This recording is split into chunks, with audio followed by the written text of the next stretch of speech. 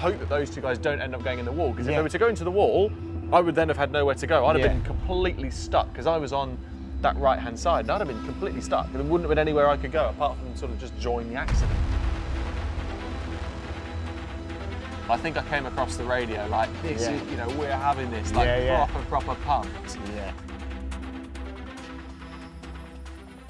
Right, hello Tom. Hello. Well, last time we took a break from our series with no name. We did take a break. To launch Tom Ingram Tours. We did. It's going to come back, Tom Ingram Tours. Yeah, I think it needs to. I think it needs to. We enjoyed it. I think that was great. Yeah. Health and safety got in the way there, didn't it? It did. They don't really Not let allowed us to go drive buggies around. Yeah. Why are you not allowed to drive a golf buggy around? And are we going to tell people that we're too lazy to walk around the track? No, we don't need to tell them that. No, we don't need to tell them that. Right, okay, we're going to go over Silverstone last year. Okay. We're back at sunny Silverstone. It was the penultimate round last year. It's the penultimate round this year. And go on. What's going on there?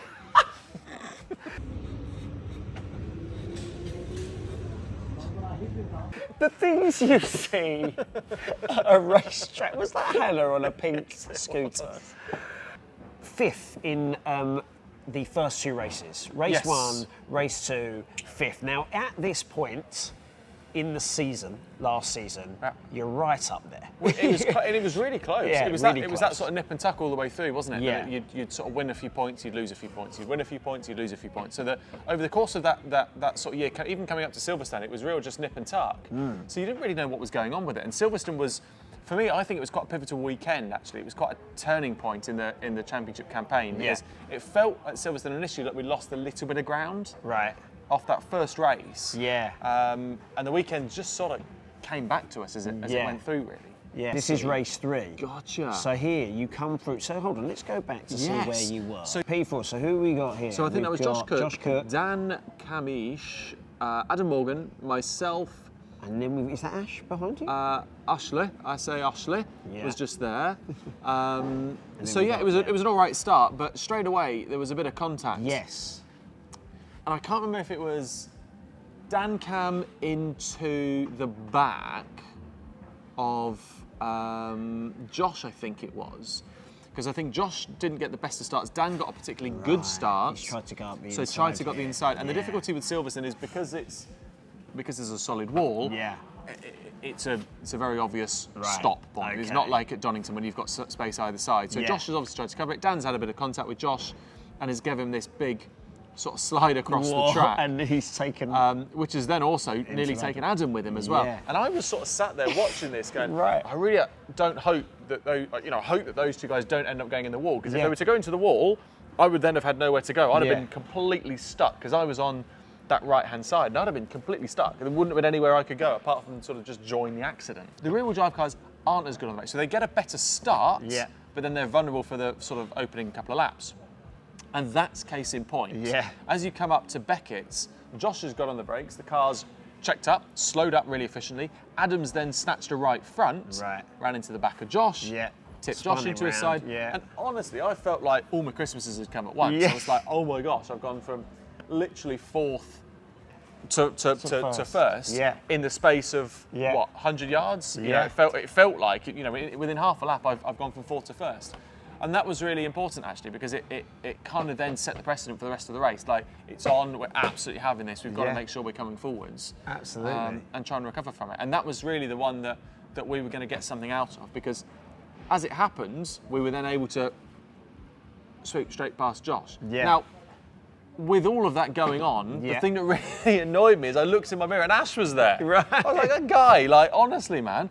Like, as soon as I thought that was my big sort of points winning gap back. Do you know what I mean? That was going to be my, okay, here's some points back for you. Yeah. Happy days. And Ash ended up squeaking through as well. So the points gap wasn't as big, but it didn't matter, because, you know, as the race panned out. And then obviously further back in the pack, it was all kicking off here. So this was Gordon and Jake getting together. It's always that first lap. Brooklands is always tough, but it's always such a difficult place to sort of overtake and do anything with, because it's so tight round here. Like, the lap times are nothing. There's no difference in lap time at all. It's so close. So overtaking here always is always tough. Always tough. And it's always so close that you always end up with a bit of drama, you always end up with a bit of carnage. So here, you're out in front. There's a lot of things happening behind you, as you can see throughout the entire race. But are you aware at this point? I mean, we talk about. I mean, this is round 27. Yeah. We know we're going into it. So if you keep it on the track here and keep your nose clean, and obviously you've got to manage Ash behind you. You've got to manage a lot of stuff. But then once you get across that line, you're thinking, if I get across the line first here, Brands Hatch goes well, I'm champion. You know what I mean? Yeah. Is that in your head yet, or are you just thinking, just get over the line? No. And actually, at this stage of the season, you're still not really thinking. You are obviously thinking about the bigger picture, but you're still just kind of taking one race at a time, thinking you've got longer left than you actually have. Yeah. And the big way or the big thing that came for me off of this race was that feeling of, we've got momentum, this is on. I think I came across the radio like, this is, we're having this, proper pumped. Yeah. Knowing that, not only had we won the race, which was great, but we then also managed to pull away from Ash over the course of the race, manage the race really effectively. Yeah. So actually, it felt really confidence inspiring that we actually had good pace. Yeah. We did the job, we were able to manage it, we were still fast at the end of the race. Yeah. That actually, it felt properly on. Yeah. Was in our we still weren't leading the championship at that point. We were still third in the championship. No. Yeah. But we'd closed the gap up slightly. We'd won the race, and the gap was, 7 points or something? It was nothing. It was really, really close in the realms of it. But winning race 3 is always a good one as well, because you end on a high, you leave, you end up driving home on a high, you end up getting a Mackey's on a high. Everything's feeling good. So it's always an exciting one. Am I right in saying you're probably in a position where literally you are just taking it race by race and we'll see where we end up? If we end up close, then great. It's on, exactly that. Yeah. And I think you've hit the nail on the head there. The points gap as it stands on Saturday evening is sizable. Yeah. 42? Yeah, it is, yeah. It's a lot. Yeah. It's a lot. But anything can go on. And we've seen it. We've seen it so many times. Yeah. And as you know, I'm a glass half full. Yeah. I'll always look at the positives. So for me, it's on. Yeah, absolutely. It's absolutely on. We always talk, you never give up. Yeah.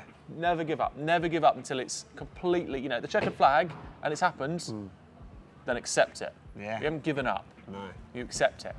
And I think that's where I feel right now. I'm at a point where we're just like, okay, we just got to keep the grind, keep grinding, because that's where it feels.